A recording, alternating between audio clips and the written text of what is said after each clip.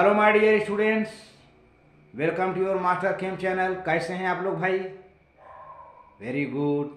तो आज मैं Amla Shankar Yadav master chem channel की तरफ से इलेक्ट्रोकेमिस्ट्री चैप्टर से इलेक्ट्रोलाइटिक कंडक्शन के बारे में आपसे डिस्कशन करूंगा। इलेक्ट्रोलाइटिक कंडक्शन और हीट स्टोन ब्रिज का भी उसमें डिस्कशन होगा और कंडक्टिविटी सेल का भी डिस्कशन होगा। तो प्यारे बच्चों, हीट स्टोन ब्रिज से किसी भी इलेक्ट्रोलाइटिक सॉल्यूशन का रेजिस्टेंस आसानी से नहीं निकाला जा सकता। क्या क्या परेशानियां आएंगी उसमें, इसकी भी हम डिस्कशन करेंगे। और क्या ज़रूरत पड़ी कंडक्टिविटी सेल का है, क्योंकि अब ये है कि हीट स्टोन ब्रिज में तो तार है, तार से हमने रेजिस्टेंस जोड़ दिया। कंडक्टिविटी सेल में इलेक्ट्रोलाइट पड़ा रहता है, वो तो कोई तार है नहीं, तो सॉल्यूशन है। तो उसमें परेशानी आने लगी, तो इससे कंडक्टिविटी सेल का डेवलपमेंट करना पड़ा। तो हम देखते हैं क्या है जो है, चलते हैं। हाँ तो बच्चों, इलेक्ट्रोलाइटिक कंडक्टेंस में द कंडक्टेंस जी जो है रेसिप्रोकल होता है रेजिस्टेंस के आर के, यानी जी इक्वल टू 1/r हो जाएगा। इसलिए conductance can be obtained by the measurement of the resistance. इसलिए कंडक्टेंस का पता करना है तो सबसे पहले रेजिस्टेंस को बच्चों जानना होता है। The resistance is measured by the principle of the heat stone bridge. तो हीट स्टोन ब्रिज के प्रिंसिपल पर ही रेजिस्टेंस की जानकारी होती है। क्या है हीट स्टोन का प्रिंसिपल? पहले देखिए उसका structure. Heat stone bridge consist of 4 arms. इसमें 4 आर्म होते हैं। यहाँ हमने डायग्राम बना रखा है, R1, R2, R3, R4। तो देखिए it consist of 4 arms containing the resistance R1, R2, R3 and R4। The R1 is the variable resistance. R1 variable resistance होता है और R2 अननोन रेजिस्टेंस होता है यहाँ पर। फिर नल पॉइंट, नल पॉइंट का मतलब क्या है? जब गैल्वानोमीटर कोई डिफ्लेक्शन न दे रहा हो। इज ऑब्टेन्ड तो knowing the R1, R3, R4 the value of R2 can be calculated by the equation. ये इक्वेशन है बेटा, R1/R2 इक्वल टू R3/R4। तो यहाँ पर देखो, ये हमने हीट स्टोन ब्रिज बना रखा है। ये R1 है, ये R2 है, ये R3 है, ये R4 है। R2 जो है अननोन है और इसमें डीसी करंट सप्लाई होता है। हीट स्टोन ब्रिज की सबसे बड़ी खासियत यह है कि कौन सी करंट चलती है? DC current.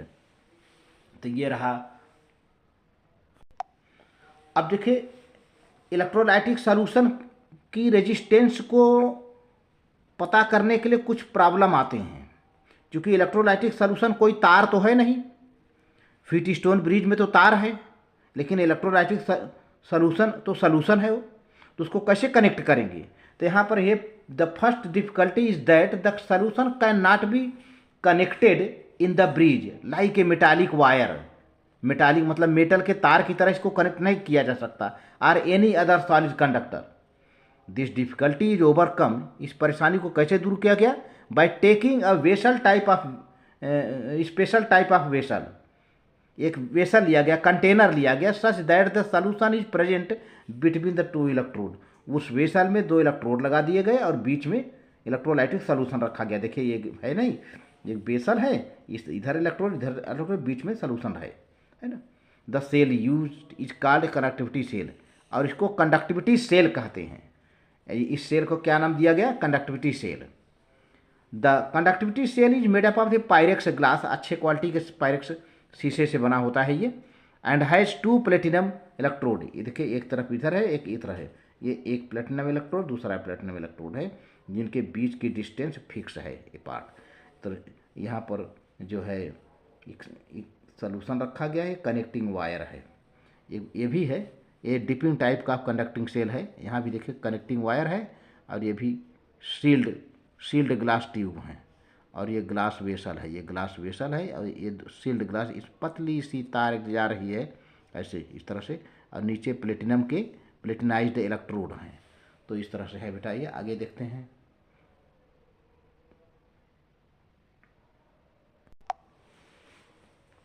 और सेकेंड डिफिकल्टी है measurement of the resistance is that the DC current. मैंने बताया था कि हीट स्टोन ब्रिज में डीसी करंट चलता है। तो डीसी करंट से इलेक्ट्रोलिसिस होने लगता है। कंडक्टिविटी सेल में अगर डीसी करंट सप्लाई करेंगे तो इलेक्ट्रोलिसिस होने लगता है। अब जब इलेक्ट्रोलिसिस होने लगता है बेटा, तो इलेक्ट्रोड के पास कंसंट्रेशन चेंज हो जाता है। इस कंसंट्रेशन के चेंज होने को होने को और रेजिस्टेंस के बदल जाने को हम क्या कहते हैं? पोलराइजिंग इफेक्ट, है ना। कंसंट्रेशन क्यों चेंज हुआ? क्योंकि इलेक्ट्रोलिसिस हो गया। इलेक्ट्रोलिसिस क्यों हुआ? क्योंकि डीसी करंट भेजा, है ना।